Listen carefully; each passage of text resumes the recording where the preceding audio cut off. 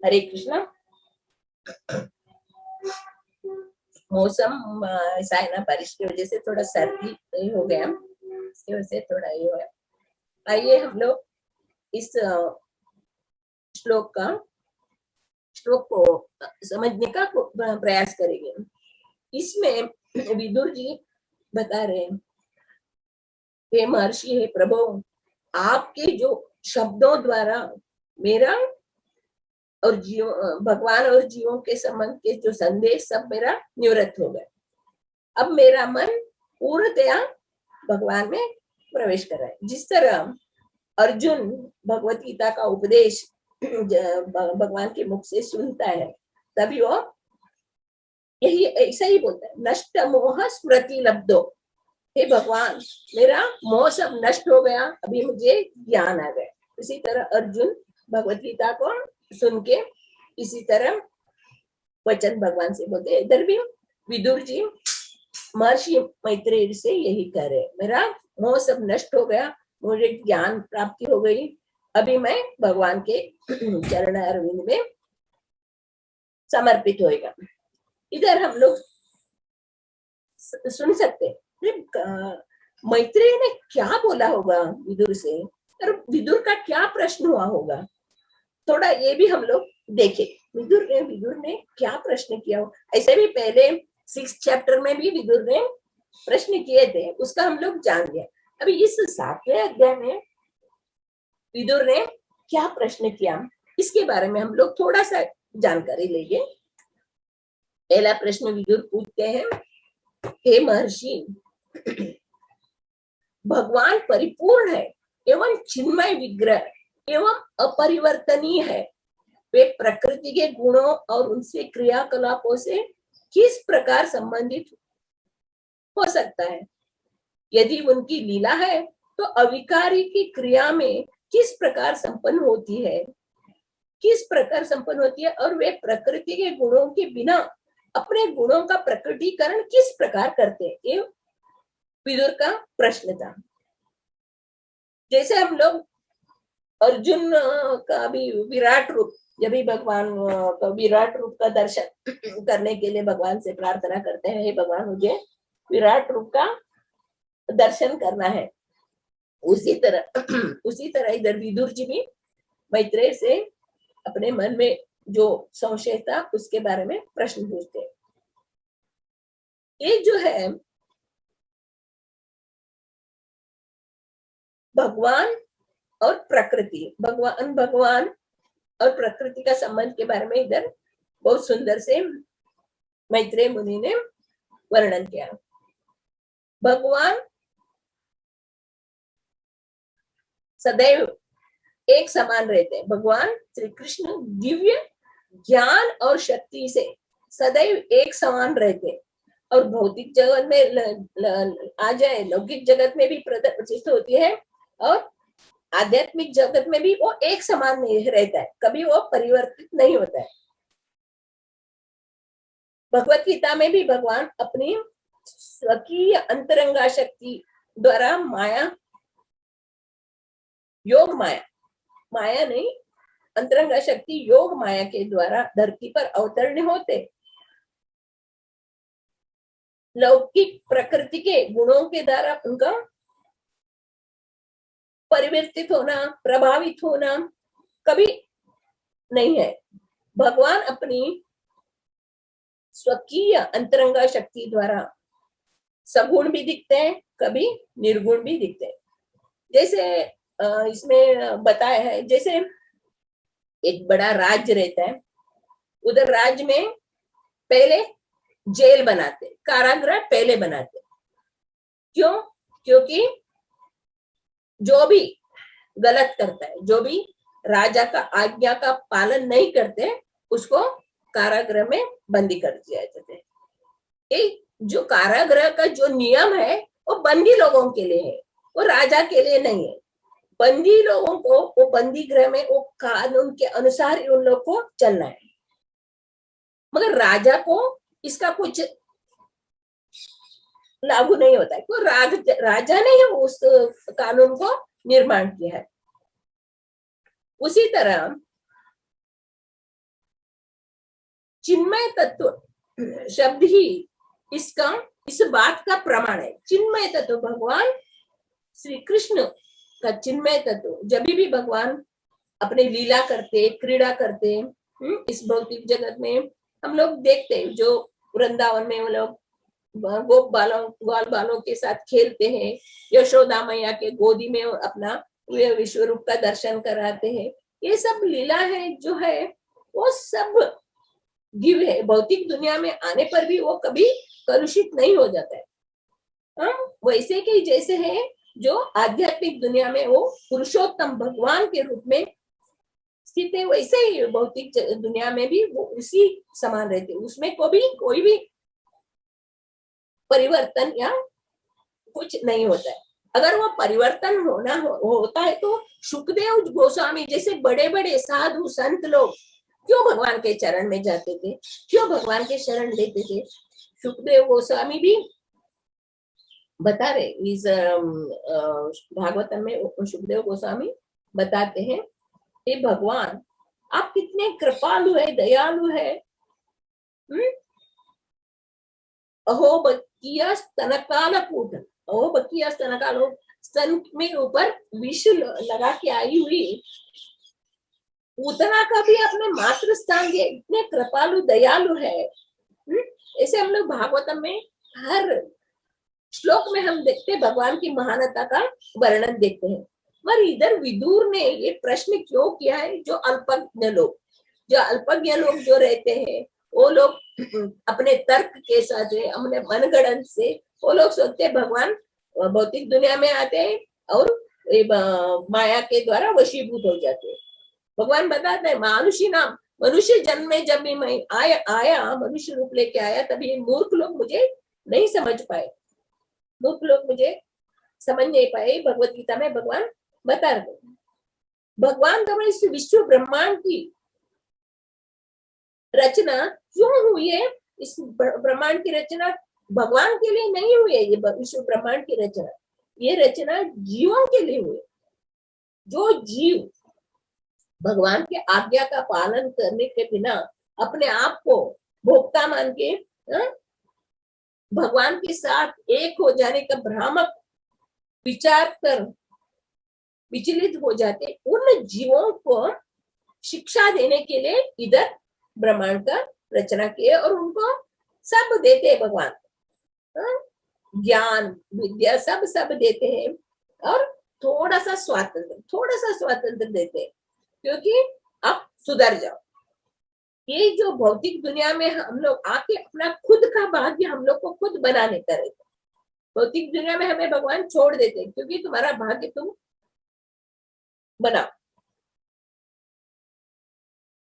हम लोग भगवान के अंश है, माया भगवान की छाया, माया भी एक अंश है, भगवान की छाया है, पर जीव भगवान का अंश है, भगवान से अभिन्न नहीं। भगवान और जीव में समान है, समान शक्ति है, गुण है, समान गुण है। भगवान विभु है, जीव अणु है। ये हम लोग को समझना चाहिए। हम लोग क्या करते हैं? हम लोग भगवान की शरण में जाने का छोड़ के अपने आप को भोक्ता मानने लगते। इधर बता रहे भगवान कि जीव किस तरह बहिरंगा शक्ति के चंगुल में आते करके इतना सुंदर उधर बताया। जीव को मालूम है वो हमेशा भगवान का अंश है, भगवान के द्वारा संरक्षित है, पालित है, सभी भगवान के द्वारा होते, ये जीव को मालूम है। फिर भी माया के प्रगाढ़ आकर्षण से, धड़क भड़क से हम लोग इतना आकर्षित हो जाते हैं, माया के द्वारा आकर्षित हो जाते हैं और भगवान को भूल जाते हैं। बस भगवान को भूल गए तो वही माया देखते रहती है। माया का ही चाल है सभी को इस तरह आकर्षण करके इसी जन्म मृत्यु की दलदल में फंसा देने का, ये माया का चाल है। माया देखते रहती है, ये कभी भगवान को भूलेंगे, कभी मेरे चंगुल में आएंगे। जैसे हम लोग एक इसमें भी हम लोग विश्वेता शस्त्र में एक हरा वृक्ष है, हरा वृक्ष में दो पक्षी बैठे हैं, एक परमात्मा है, एक जीवात्मा है, दो पक्षी बैठे हैं। और जीवात्मा क्या कर रहा है, उस टहनी में जाके वो फल खा रहे, दूसरा फल खा रहे, तीसरा फल खा रहे, ऐसे भोग रहा है, ये मीठा है, वो मीठा से, ये इससे ज्यादा टेस्टी है, इसे। जब ये परमात्मा उधर बैठ के देख रहा है, ये कभी मेरे ओर मुखेगा, देखेगा, मेरे ओर देखेगा, उसी स्थिति हमारा है। हम लोग इधर भौतिक दुनिया में आके ये इंद्रिय तृप्ति में भोगना चाहते, वो चाहिए, ये चाहिए, इससे हम लोग सुख रहेंगे, इससे कैसे हम लोग सुख की वृद्धि करेंगे, इसके लिए अनेक जो फैक्ट्रियां चल रहा है, जो जो जो जो एसी, वो ये क्या इंद्रिय तृप्ति के लिए क्या चाहिए, वो सब भौतिक दुनिया में बना रहे लोग इंद्रिय तृप्ति के, इसके लिए। ये माया का धड़क भड़क है। माया के धड़क भड़क में जीव फंस जाता है और ये दुख का कारण बन जाता है। भगवान उनके साथ रहते हैं, हमेशा उनको हृदय, भगवान बोलते हैं ना, हर एक के हृदय में मैं वास करता हूँ। फिर भी जीव माया के धड़क भड़क से क्या हो जाते हैं, वो माया द्वारा आकर्षित हो जाते हैं। माया के चंगुल में फंसने के कारण इससे हम लोग बाहर नहीं आ सकते। माया के चंगुल से हम लोग को बाहर आने के लिए क्या करना पड़ेगा, हम लोग को भगवान का जब याद आएगा, भगवान का याद आके भगवान के चरण में जाएंगे, तभी माया के चंगुल से हम लोग छूट सकते हैं। भगवान भगवत गीता में बता रहे, दैवी ऐसी गुणमयी ममा माया दुरत्या मामेव प्रपन्यन्ते माया मेता तरन्ति ते। ये दैवी प्रकृति वाली माया मेरे ही अंश है, वो किसी को छोड़ने वाले नहीं, वो बहुत स्ट्रिक्ट है और अपने तीनों तापों से लोगों को ऐसे परेशान करेगी। वो 4 दुख, 3 ताप और काल के प्रभाव के कारण जीव बहुत त्रस्त हो जाएंगे। जब भी जीव कष्ट भोगने के बाद उनको ये मालूम पड़ेगा, उनको एहसास होगा, अरे कितने करने पर भी हम लोग को कोई रक्षा करने वाले, अभी भगवान के शरण में जाना। जब भी हम लोग को याद आता है भगवान का चरण में जाने का, तभी भगवान उसकी रक्षा करते हैं। इसे हम लोग देखते हैं ना, आर्तो अर्थार्थी ज्ञानी जिज्ञासु वो भी भगवान के पास जाते हैं। हाँ, जो भगवान सभी को इच्छा पूरा करते हैं। भगवान हर एक के हृदय में रहते हैं, सर्वत्र रहते हैं, और भगवान के बच्चे हैं हम लोग। भगवान हमें बहुत प्यार करते हैं, भगवान चाहते हैं, वो लोग उस भगवान हमेशा भगवत धाम आने के लिए हम लोग को मौका देते हैं। साधु संग, शास्त्र, गुरु, अर्चा विग्रह, धाम, ये सब हमारे लिए रखे, क्योंकि ये देखिए भगवत धाम वापस आना चाहिए करके। पर हम लोग मूर्ख लोग ऐसे माया में ढके रहते हैं। इसके लिए भी आप भगवत गीता में बोलते ना, पूर्व जन्म का जो भी पाप कर्म जो नष्ट होके इस जन्म का पुण्य कर्म उदय होगा, तो ही हम लोग भगवान के बारे में सुनने के इच्छुक रहे। अभी दूसरा प्रश्न पूछ रहे हैं, विशुद्ध आत्मा विशुद्ध चैतन्य है और वो देश काल अवस्थाओं के अथवा अन्य कारणों द्वारा कभी भी चेतना रहित नहीं होता है, तो फिर वो अज्ञान से किस प्रकार प्रवृत्त होता है? विदुर का प्रश्न था। तो इधर हम लोग वो मैत्रेय जी इतना सुंदर वर्णन करते, हमेशा जीव के अंदर हमेशा चैतन्य वर्तमान रहता है। वो किसी भी परिस्थिति में रहने दो, उनका अंदर चैतन्य रहता है। वो सोई रहने दो, जागे रहने दो, घूमते रहने दो, एक जगह से दूसरे जगह में भी जाओ, तो उसके अंदर चेतना रहता है। ये चेतना करंट के जैसे वो सभी जगह अवस्थित रहते हैं। जैसे हम लोग अपना वर्तमान जीवन को भी देखते। वर्तमान जीवन में हम लोग बचपन में क्या करते थे, बचपन में कैसे हम लोग गुजारे, फिर बड़े हो गए, जवान में क्या क्या किया, ये सब हम लोग वर्तमान जीवन का हम लोग को याद रहता है। उस वर्तमान जीवन से ही हम लोग भविष्य के बारे में हम लोग सोचते। हाँ, हम लोग को पढ़ाई करना है, पढ़ाई करने हैं तो हम लोग को अच्छा जॉब मिलेगा, पढ़ाई नहीं करेगा तो हम लोग को बहुत कष्ट भोगना पड़ेगा। कौन सा पढ़ाई?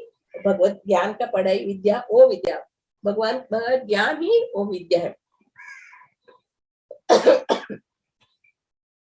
इस प्रकार जब जीव को अपना वर्तमान ये यादगार से अपना भूतकाल के लिए भी वो भविष्य के विषय में, भूतकाल के विषय में भी अनुमान लगा सकता है।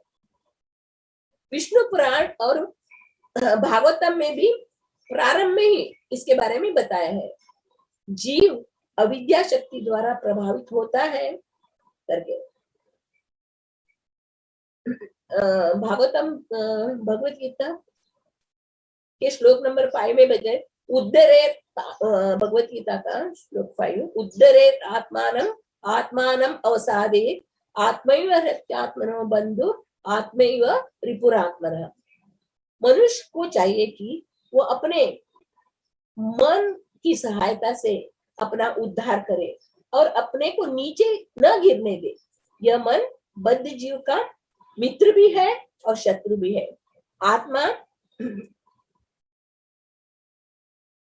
आत्मा शब्द का अर्थ इधर इसमें बताया, शरीर, मन और आत्मा। इधर मन को किस तरह हम लोग कंट्रोल कर सकते हैं उसके बारे में बताया।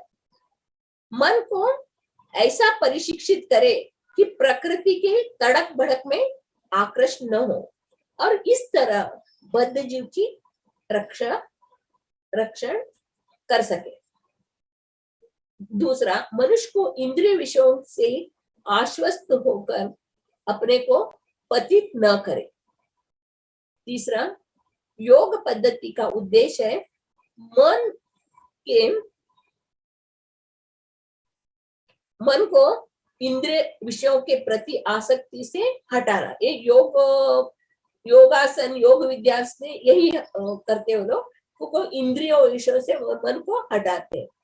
और चौथा है, मन को इस प्रकार से प्रशिक्षित किया जाए कि बद्ध जीव के अज्ञान के दलदल से निकाल सके। हम लोग किसमें फंसे? अज्ञान के दलदल में फंसे हैं हम लोग आज, और भी नीचे नीचे नीचे नीचे जा रहे दलदल में कैसे नीचे फंसे थे। मत कौन हमें बचाएगा? भगवान ही हमें बचाएगा। ये इधर बता रहे, मन को इस प्रकार हम लोग को प्रशिक्षित करें, नहीं हम लोग ये करना नहीं, ऐसे करना नहीं, इसे करना नहीं, ऐसे मन को शिक्षित किया जाए। और पांचवा है, इस जगत में मनुष्य मन तथा इंद्रियों द्वारा ही प्रभावित होता है। शरीर जड़ तत्व से बना है, इसके अंदर मन और इंद्रिया है। इधर भगवत गीता 2nd चैप्टर में बताया ना भगवान, ये जो इंद्रिया जो है क्या झरोका है।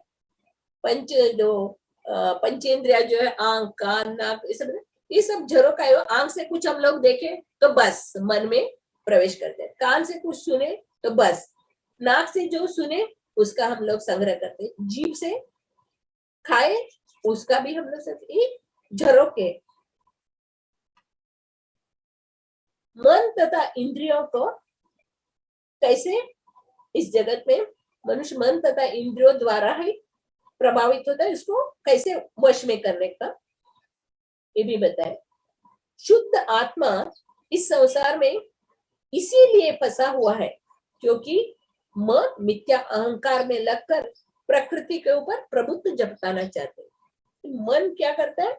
अपने आप को मालिक बन के प्रकृति के ऊपर प्रभुत्व जताना चाहते हैं।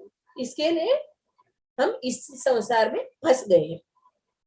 और साथ में जो जितना इंद्रिय विषयों के प्रति आकृष्ट होता है वो उतना ही इस संसार के जाल में फंसते ही जाते।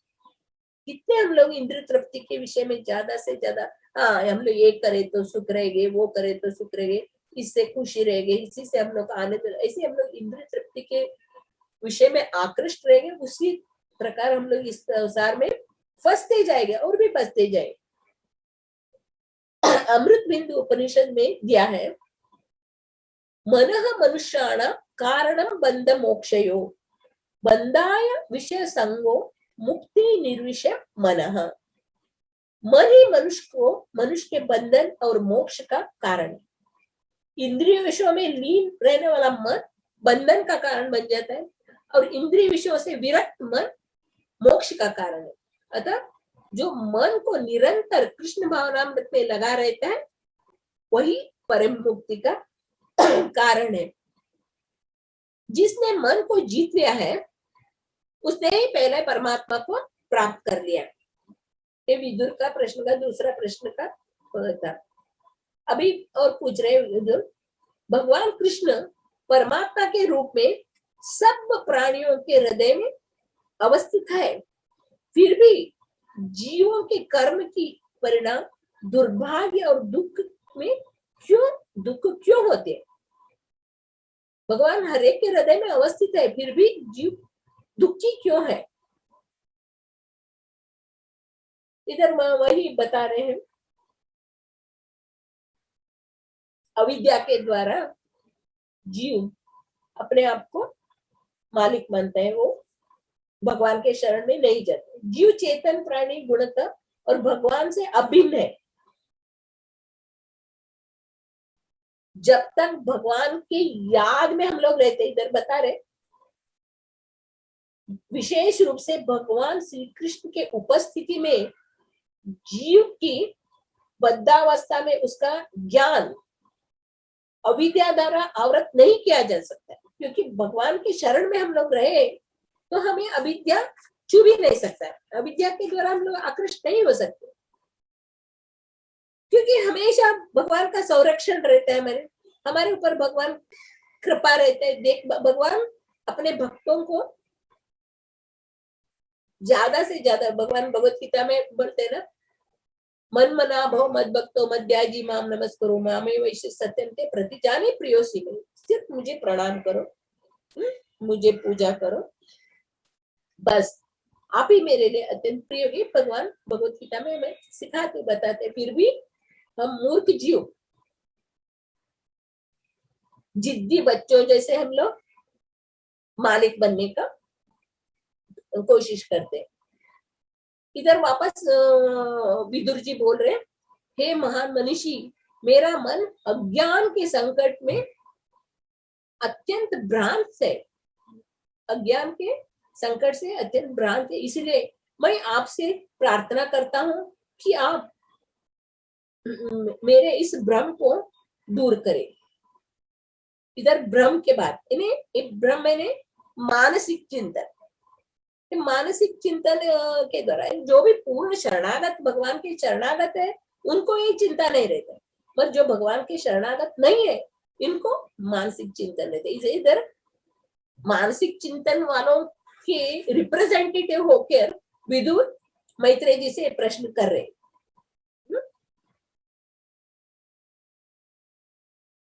मानसिक व्यामोह जिसके प्रति निधित्व विदुर जी करते हैं, इस सब लोगों के अंदर ये नहीं रहता, कुछ जीवों के अंदर, कुछ जीवों में ये मानसिक प्रक्रिया रहता है, किंतु प्रत्येक जीव में नहीं। यदि अगर प्रत्येक जीव में ये मानसिक तर्क विकर होते हो तो ये जो शुद्ध भक्त, जो संत स्वरूप सिद्ध भक्तों की क्या जरूरत थी? हम लोग जो संत पुरुष जो है भगवान के शुद्ध भक्तों के चरण में नहीं जाते थे। ये थोड़े लोगों के अंदर ये मानसिक भ्रांति उत्पन्न होता है।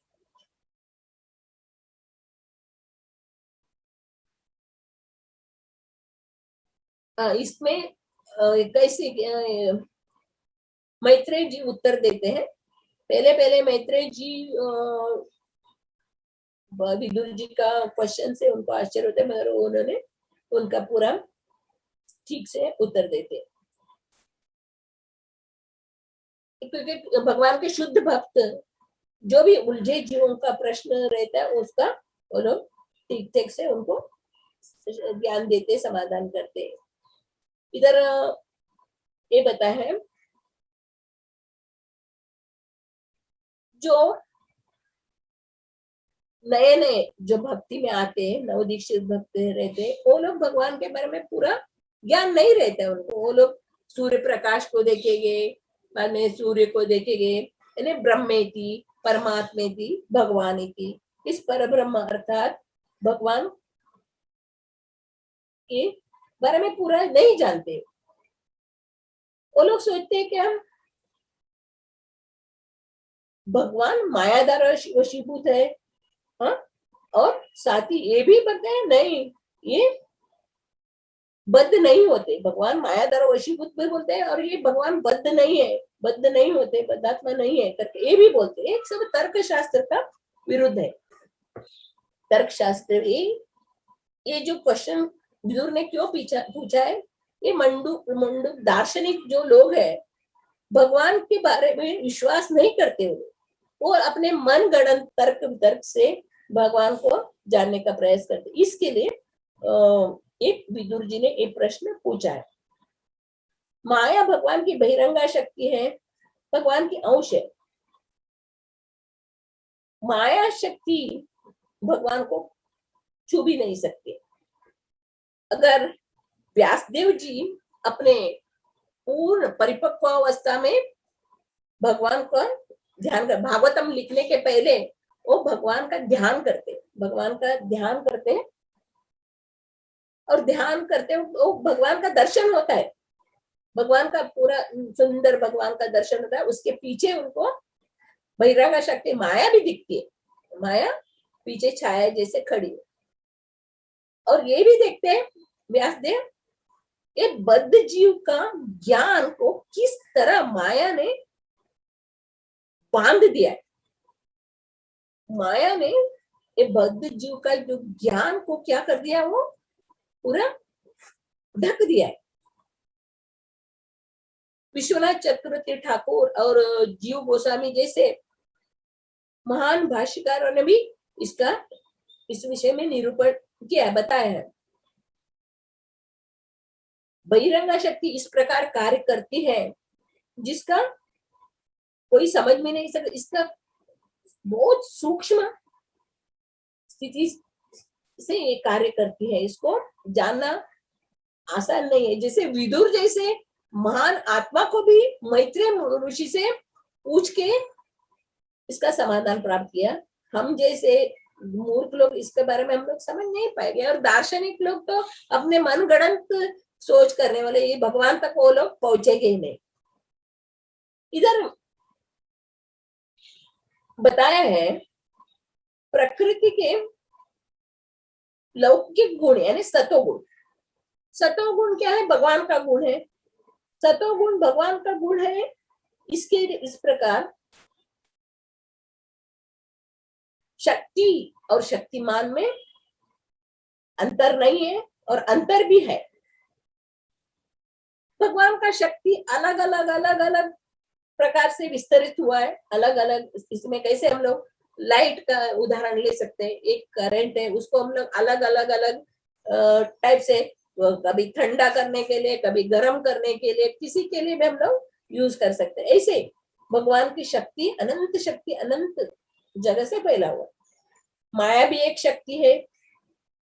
माया शक्ति शक्तिमान को आवृत नहीं कर सकती, शक्तिमान को अपने वश में नहीं कर सकती है, क्योंकि भगवान पराशक्ति है, भगवान दिव्य है, वो चिन्मय है, भगवान को वो छू भी नहीं सकती। मगर जीव जो है माया शक्ति के वशीभूत हो जाते, माया शक्ति के द्वारा वशीभूत होते, और हाँ ऐसे माया कैसे नचाते वैसे नचाते हैं। भगवान नारायण अकिंचन पुरुष के रूप में आते हैं, और ये लोग मायावादी लोग उन लोग को दरिद्र नारायण आदि के इसमें उनको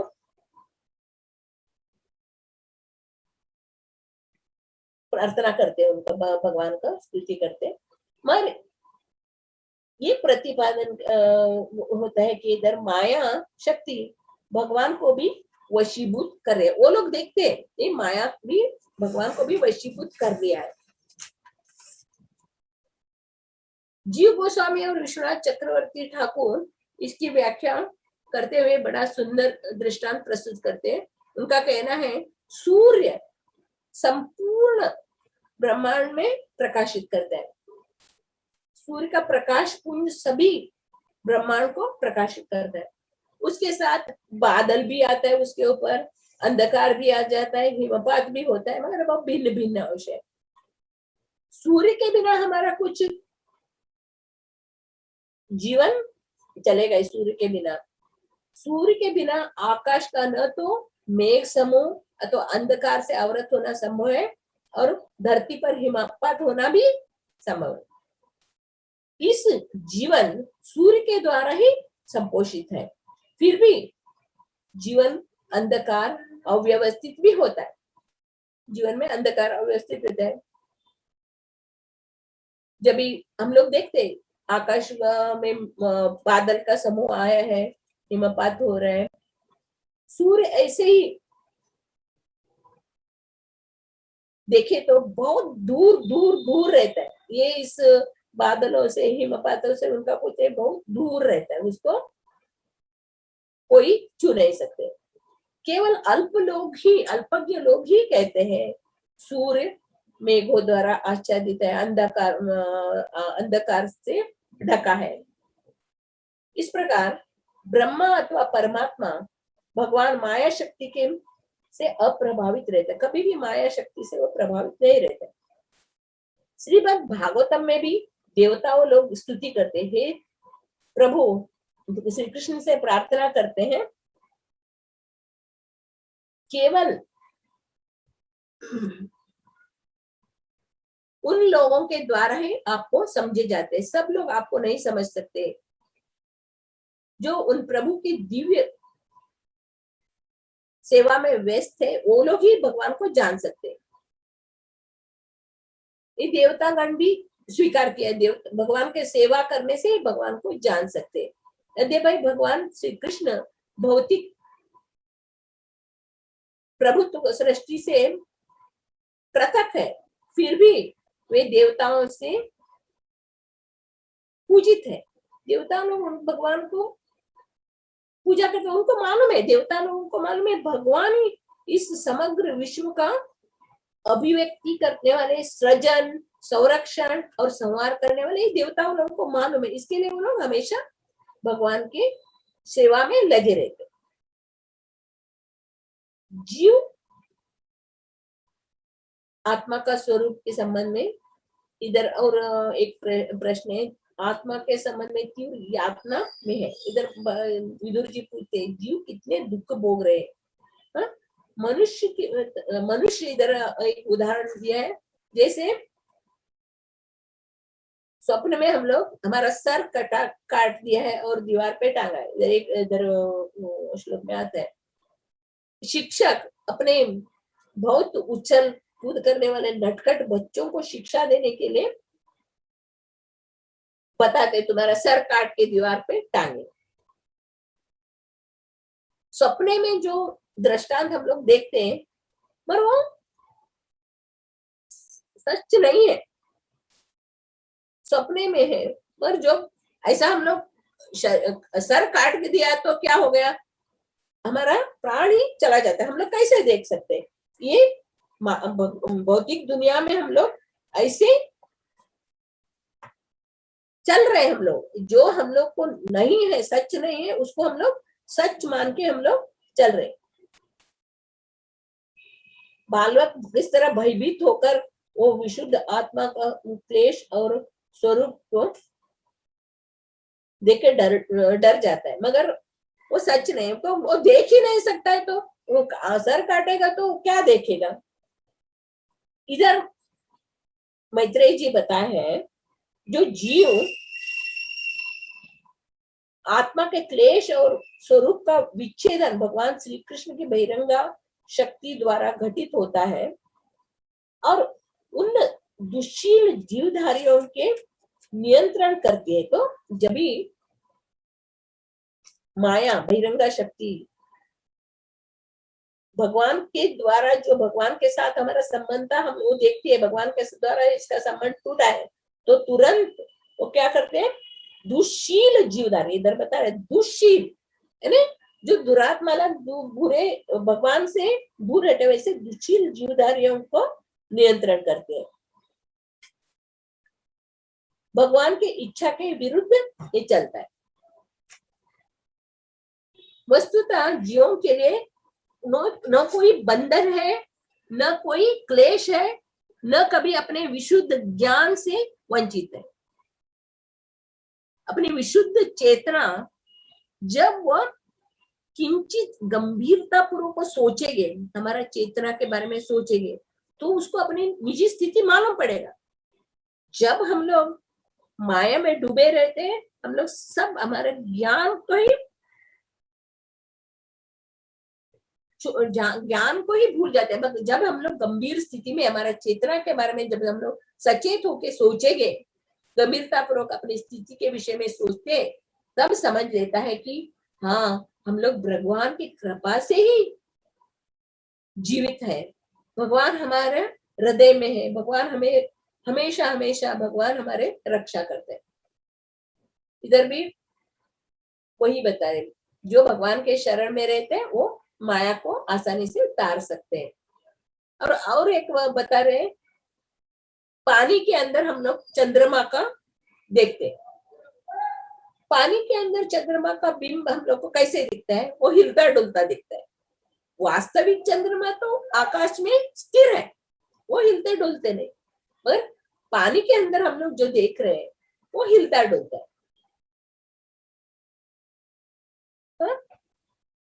क्यों? जीव माया के संसर्ग में आने के कारण, माया से आच्छादित होने के कारण वो जड़ तत्व जैसे प्रतीत होने लगता है। वो भवसागर में, माया के द्वारा भवसागर में डूबकर उससे उलझने के कारण उसमें कंपन का गुण मिलता है।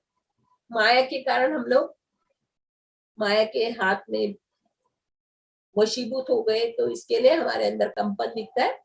वो सच्चा जो चंद्रमा है वो आकाश में स्थिर है, वो कभी कंपित नहीं। जीवात्मा अपने स्वरूप के संबंध में भ्रांत धारणा से भगवान वासुदेव की कृपा से वैराग्य का अभ्यास करने लगते हैं। हम लोग का ये जब समय हमारा स्वरूप मालूम पड़ गया, जीवेर स्वरूप है कृष्ण रे नित्यदास, तभी तुरंत भगवान वासुदेव के चरण में जाते हैं, वैराग्य का अभ्यास करते हुए उनके प्रति समर्पित होकर भक्ति योग की विधि द्वारा धीरे धीरे धीरे हमारे जो माया का जो फंदा था वो निकलने लगता है। हम लोग भवरोगी है, भवसागर में हम डूबे हैं, भवरोगी है। इस भवरोग का निवारण के लिए हमें क्या करना चाहिए? अपने इंद्रियों को उपचार करना चाहिए। भवरोग से दूर होने के लिए ये इंद्रिय है कारण। भगवत गीता का 2nd चैप्टर में भी भगवान बताते हैं, अगर हमारा 5 इंद्रियों में से 4 इंद्रियों को हमने वश में कर लिया और 1 इंद्रियों को छूट दिया, तो ये छूटा हुआ इंद्रिया हमने भयंकर तूफान में लेके जाके फेंक देगा। ये 5 इंद्रियों को हम लोग को वश में करना चाहिए, 5 इंद्रियों को वश में करना चाहिए। इधर इंद्रियों की तुष्टि तभी होती है, कभी होती है इंद्रियों की तुष्टि? जैसे हम लोग भिखारी को कचरा खाने वाले उसको तो अच्छा सा कृष्ण प्रसाद देगा, प्रसाद देंगे तो वो क्या, वो कचरा खाने को नहीं आएगा, वो प्रसाद खाने के लिए, प्रसाद में उसके रुचि लगेगी, प्रसाद खाने के लिए।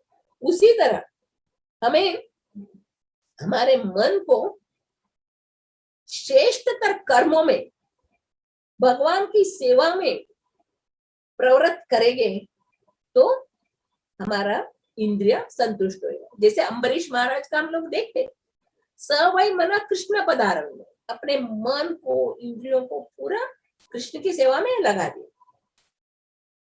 नेत्रों से भगवान का सुंदर अर्चा विग्रह देखना, जीवा को भगवान कृष्ण के चरणों में अर्पित प्रसाद खाने का, कान को भगवान के गुण लीलाओं का कीर्तन सुनने का, हाथ को मंदिर का मार्जन करने का, चरण को मंदिर के दर्शन करने के लिए जाना, यात्रा करने का। इस प्रकार हमारे इंद्रियों को पूरा अच्छे कर्म में लगाएंगे तो ये जो हमारा इंद्रिय तृप्ति की जो वासना रहता है वो शांत हो जाएगा। भगवान कृष्ण के दिव्य नाम रूप गुण लीला आदि का कीर्तन से और इसके श्रवण से मनुष्य के अंदर जो क्लेश स्थिति रहता है उसको पार कर सकता है। ऐसे हम लोग देखते हैं सिर्फ भगवान का भागवतम भगवत गीता सुनने मात्र से, भगवान का भगवत गीता भागवतम सुनने मात्र से हमारा मन शांत हो जाता है। जैसे हम लोग परीक्षित महाराज का कथा सुनते, 7 दिन तक उन्होंने भागवतम सुनी और भगवत धाम चले गए। सुखदेव गोस्वामी ने सुना है और कीर्तन करते हैं तो वो भी भागवतम।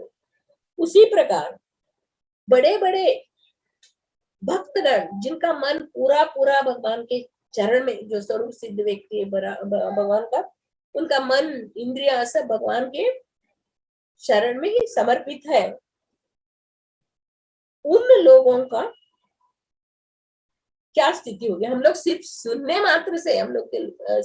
मात्र से हमारा सब ग्रंथि, पाप ग्रंथि नष्ट हो जाते हैं। जो पूरे शरणागत हुए जो भगवान के शुद्ध भक्तों का क्या अवस्था होगा। भौतिक इंद्रियों का नियंत्रण रखने वाले 2 प्रकार के मार्गों के कल दयालु प्रभु ने बताए, 2 मार्ग बताए, आप लोग को सब मालूम है। 2 मार्ग कौन सा है?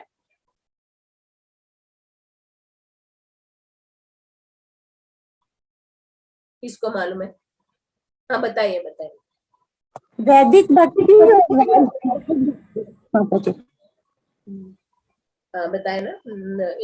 इसमें वैदिक भक्ति माता जी और राग भक्ति, साधना भक्ति और राग भक्ति। साधना भक्ति में स्टार्ट जाते, फिर धीरे धीरे धीरे हम लोग एक ज्ञान का प्रकर अर्थात परमात्मा भगवान के दार्शनिक अवरोधों को मार्ग को धीरे धीरे धीरे पार कर सकते हैं। और दूसरा है भगवान के दिव्य प्रेम पूर्ण सेवा, भक्ति योग के रूप से व्यस्त होने का मार्ग है। ये भक्ति योग ही लास्ट में मैत्रेय ऋषि विदुर को बोलते हैं, भक्ति योग ही सर्वश्रेष्ठ मार्ग है। भक्ति योग के अलावा और कौन सा भी सर्वश्रेष्ठ, भक्ति योग ही सर्वश्रेष्ठ मार्ग है। भक्ति योग के अनुदान का भी 2 प्रकार होते हैं। एक पहला है लोक प्रसिद्ध विधि विधानों का पालन करके अपने वर्तमान इंद्रियों को भक्ति योग का अभ्यास कराना विशुद्ध भक्तों के द्वारा। और दूसरा है भगवान श्री कृष्ण चरणारविंद के रज कणों का सेवन की इच्छा से सच्चे अनुराग की उपलब्धि।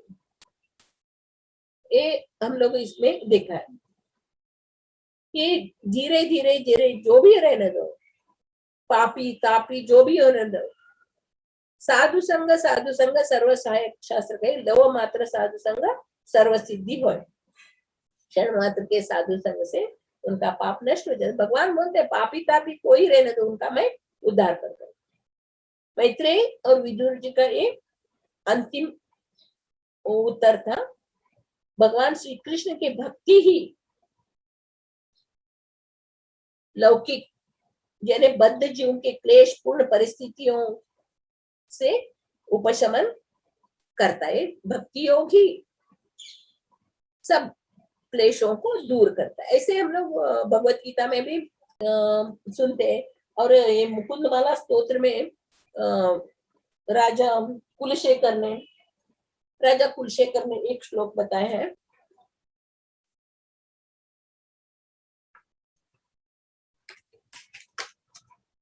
आश्चर्य में तद्विद मनुष्य लोके सुदाम परित्यज्य विषम पिबन्ति नामानि नारायण गोचराणि त्यक्त्वान्यवाचा कोका पठन्ति। मानव समाज का सबसे बड़ा आश्चर्य है कि लोग न सुधारने पर इतने अड़े हुए कि वे नारायण के नामों की जीवनदायी अमृत को छोड़कर अन्य सब कुछ इधर उधर के बातें बोलकर विषपान कर लेते, यानी नारायण की सुधा, अमृतमय सुधा को चखना ही नहीं चाहते।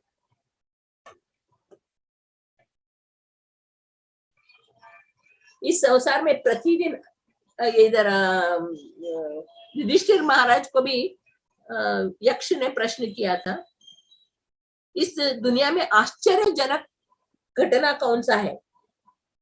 अहन्यानि भूतानि गच्छन्ति यमालयम शेषास्तावरम इच्छन्ति किमाश्चर्य बता परम।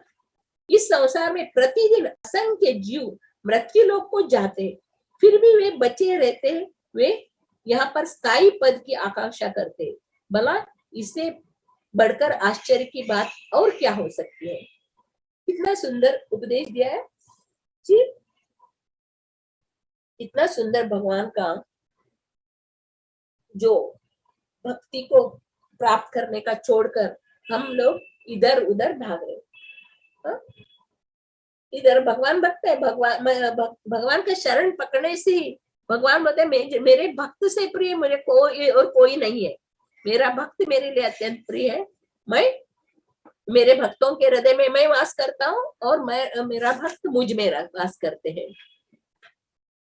इधर कपिल देव अपनी माता को यही उपदेश देते हैं।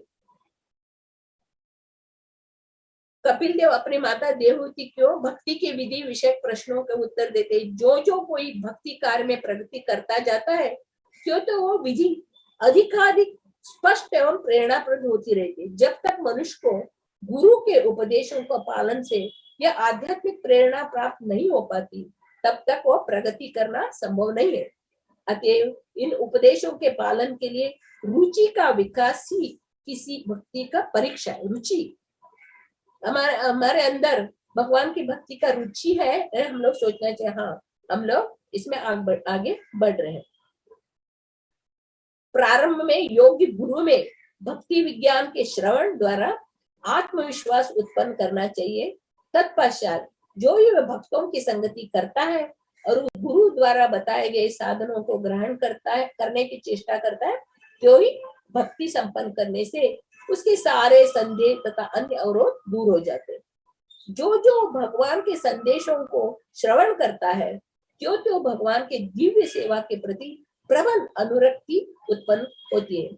और यदि वो इस प्रकार से दृढ़ भाव से आगे बढ़ता है, तो उसे निश्चित रूप से भगवान का रागानुगा स्वतः स्फूर्ति प्रेम प्राप्त होता है। हरे कृष्णा कृष्णा कृष्णा हरे हरे, हरे राम राम राम हरे हरे। हरे कृष्णा, हरि बोल।